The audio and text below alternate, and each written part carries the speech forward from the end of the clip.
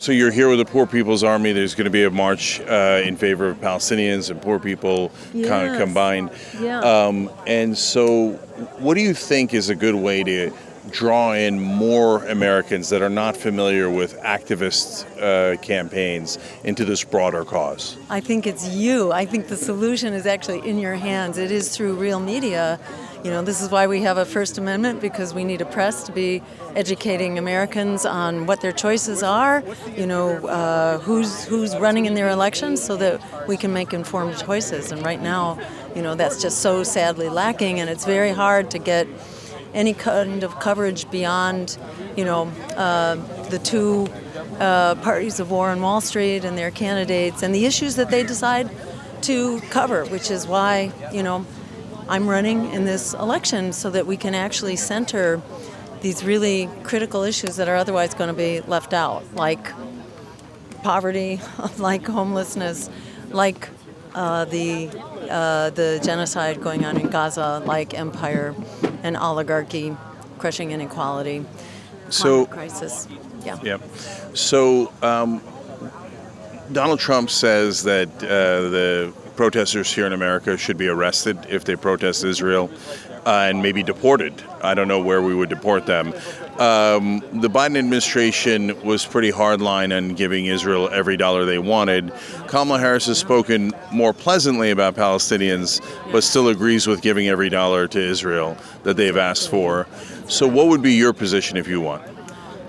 We would conform to the decisions of the International Court of Justice, which made it perfectly clear, which again, puts international law first, which means that we end the genocide, we end the occupation, and we put an end to ethnic cleansing, and then we end the apartheid nature of Israel. And first and foremost, I would pick up the phone.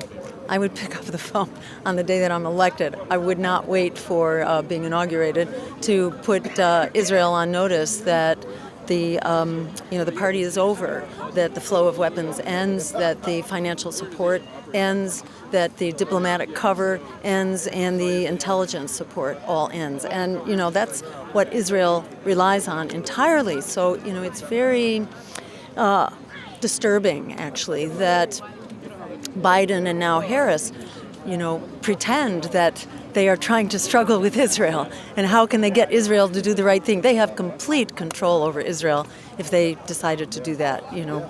Dwight Eisenhower did that back in the 50s. Ronald Reagan did it in the 1980s just by picking up the phone. So Israel is our proxy in this genocidal war. This genocidal war is really our responsibility, and we need to shut that down. I mean, it's just outrageous.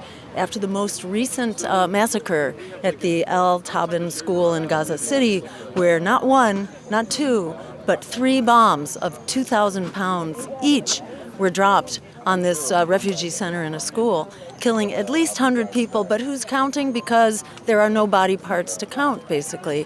After that, what did our administration do but open the floodgates to another $20 billion in weapons, which begin now, but which continue for years into the future? So this is an absolute disaster. This is a betrayal of trust on the part of the American people. This is a handing of the baton for the commander-in-chief, which has been delivered to Bibi Netanyahu to drag us into any greater war that he cares to take us into. So this is an absolute disaster. So, you're going beyond weapons embargo and saying cut off the funding. Would you cut off the funding, period, or would you cut it off unless they ended the war and the occupation? Exactly. So this is, I think, for starters, and there's a lot of negotiations that will have to be done here as we work out longer-term arrangements. But we will bring whatever is needed to the table here in order to get Israel to comply. So if Israel would comply simply with the withholding of weapons of aggression, that would be great.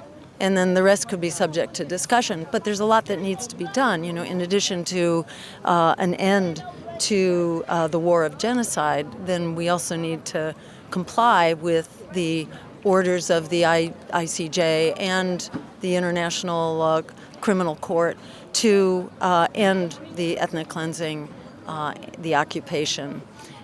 So we have quite a bit of territory to cover here. The fact that, Ronald Reagan's Secretary of Defense described Israel as the unsinkable battleship for the U.S. in the Middle East, that really speaks volumes about what the problem is here. This is that unsinkable battleship for the U.S. to control the flow of resources from the Middle East.